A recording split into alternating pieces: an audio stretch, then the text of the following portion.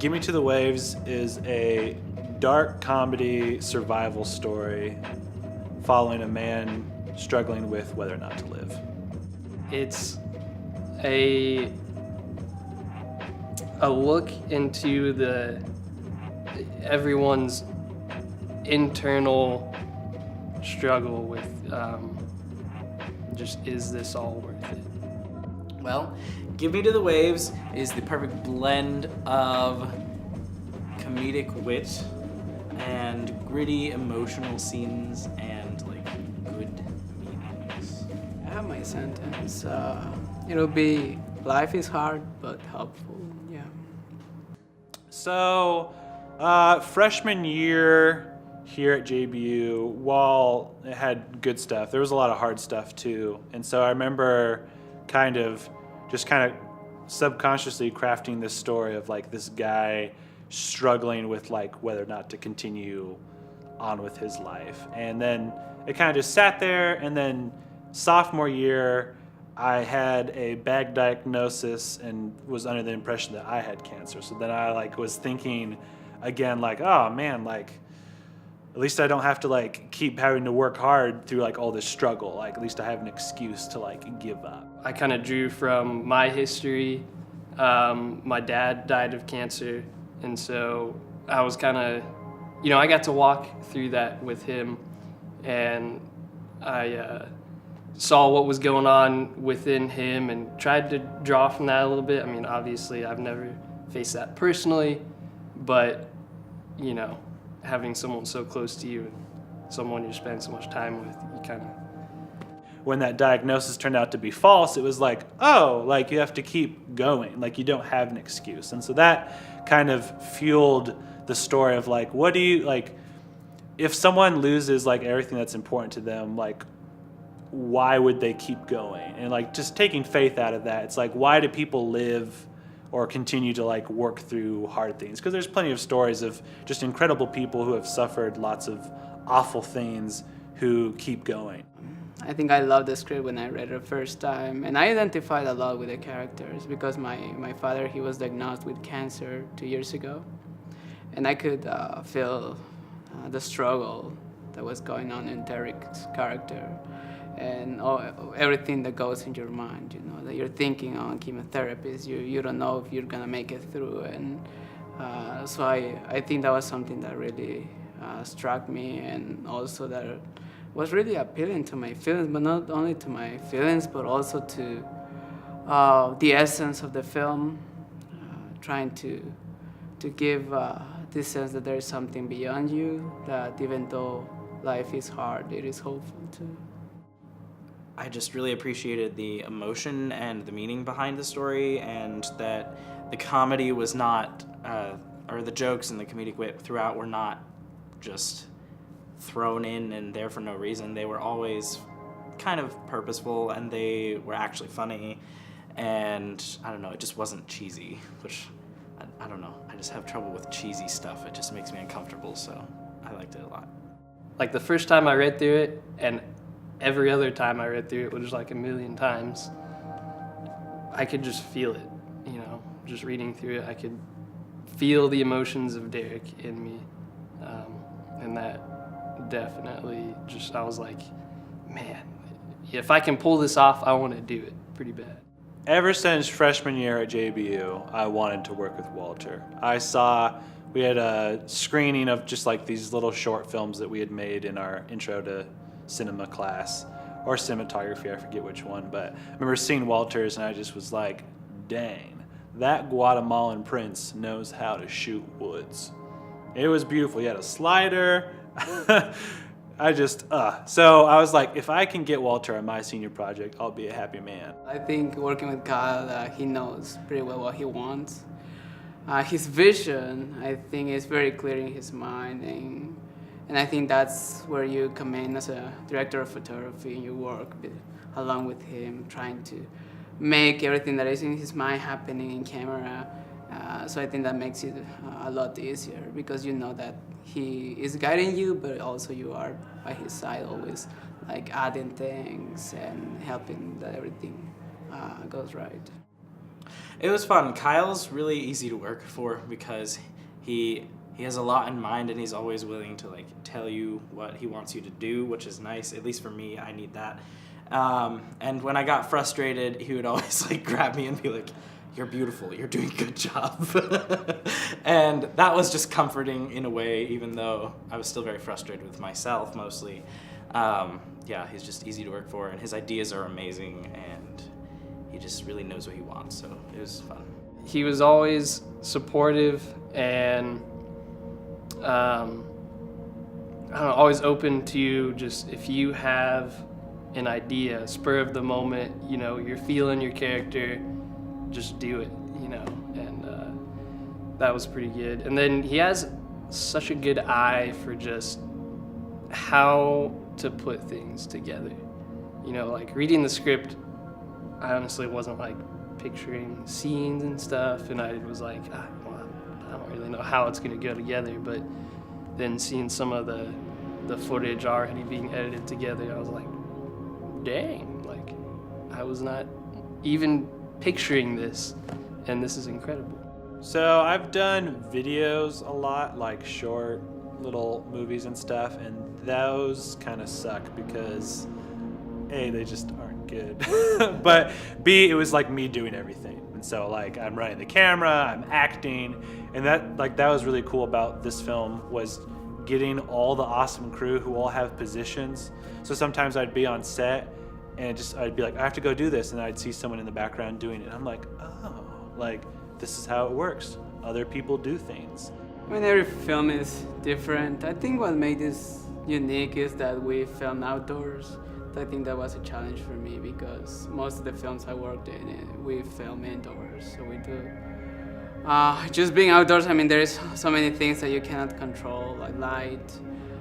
So I think that makes it harder. And every director is different. They have a different way of working, and you kind of have to adapt and adjust to the way of thinking, the way of seeing the film. So I think this one in particular was a lot of challenge, but also a lot of fun.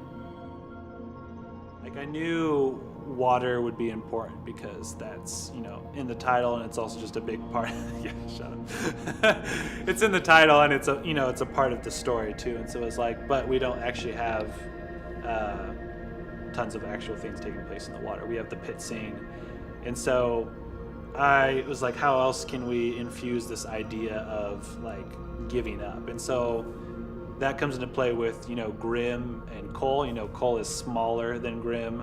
Grim kind of looms over him because he has his giant cloak and his scythe. It's kind of like framing them together and being like, Cole is constantly being, you know, oversized by things, where it's these huge cliffs, the woods are over. He's just this tiny person amidst all these forests, and like the incredible views that they get to see. Cole's always this tiny thing, and so it's kind of like life is consistently beating down on this guy. So that was a part of it too, and like Walter said too, and just natural colors. Like this is a very bizarre and out there story, but at the same time we want it to be taken as real. So, you know, we have a Grim Reaper, we have cannibals, you know, at the same time, like just presenting it as real. I think the best day we had was in Zabriskie when we were camping. I think that was pretty fun.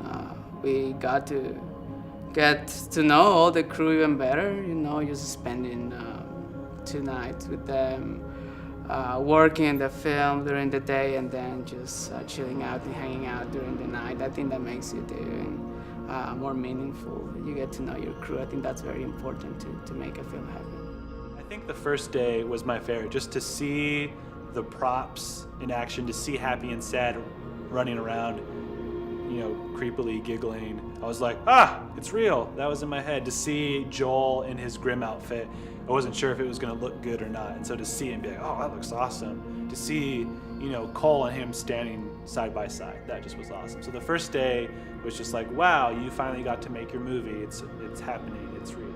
Just being on set was every day, every single filming weekend it was long, hard work, but it was definitely, I don't know, it was fulfilling at the end of the day, and just good to get to know the whole crew and guys I don't normally get to hang out with. And, yeah, it was just a good time. It was when we climbed up to the really high rock and I refused to go the easy way, even though I was on crutches. And it was so much fun because the wind was blowing, and I was in the Grimm costume, and I just kept like holding my arms out, and my costume was like blowing in the wind, and all the people down below were like, "Whoa, what is that thing?" It was just fun, and I felt like that was my best day acting. I mean, acting in a film's a lot different than acting on stage, obviously. You gotta be more subtle, and there are a lot of like, well, in this one in particular, there are a lot of like long pauses on my face, and I'm like, okay, what am I, you know, I'm just like, it's a little awkward to act on camera. Acting on stage is a little easier just because there's usually like a lot of people, and you know, they don't see as much, the audience doesn't see as much detail, so you can be big and, you know, big facial expressions and crazy, and, you know, it's a lot more just being wild, but on camera it's subtle and being more realistic. It was different because it was the first time I'd played a comedic character on film. I play comedic characters in theater usually, so I kind of took like some of my comedic energy from that, but at the same time it was a very different kind of comedic. It was sarcastic and snarky, which I'm usually just the goofy, over the top, what is he doing person. Working with Joel was awesome. We kind of had that dynamic of kind of poking fun at each other, but you know, all in good fun. And I think that's kind of a little bit of what Derek and Grimm have. Their I don't know, I pictured their history going back, you know, Grimm's been with him his whole life, you know, because it's that internal Grimm we all have. And so, yeah, I feel like they're just like old drinking buddies kind of deal. They're always getting on each other, and they're kind of like sick of each other, but they also are good buddies. And, you know, I think me and Joel tried to get that dynamic on and off set a little bit. And, I mean, Joel's just a pleasure to be around, so it was easy to, you know, act like buddies. Working with Cole was fun. He's really chill, and so that made it really easy to just respond. Well, it made it easy to act with him in general, because if I'm like uncomfortable or scared of a person, that makes it really hard to act with them. And he's really kind and always tells you you're doing a good job, whether you are or not. Yeah, so that made it easy to work with him. I think for the long takes, I watch a lot of Alfonso Cuarón's movies. I always being inspired by him, also being inspired a lot for Manuel Lubezki. He's a Mexican director of photography. He's won like 3 Oscars in a row. So I think those guys are my biggest inspiration, because I can see in them something that I enjoy doing, and just their vision in general. It's very appealing to me. I listen to music a lot, so when I, you know, am writing a film, I'll just grab pieces of music that really, either the lyrics or just the sound help with the film. And so First Aid Kit had a lot of music that kind of had like that southern twang to it while also being kind of folkish. Bal Maria, good acoustic instrumental stuff that just has that, again, southern feel. In terms of just like directors, like I really like David Fincher just because he's very specific about what he wants, and so I like to be that way too, of like there's room for experimentation, but I'm also not making my crew and actors guess what I want. I'm telling them, and then they're taking that and driving that. And then also just Danny Boyle is very energetic in his films, and so like trying to infuse that sense of excitement and stuff in as well. So I would listen to music and watch movies and stuff. Just so that you actually know, you know, everyone goes through really hard stuff, and you don't have to feel like you're alone in that fact.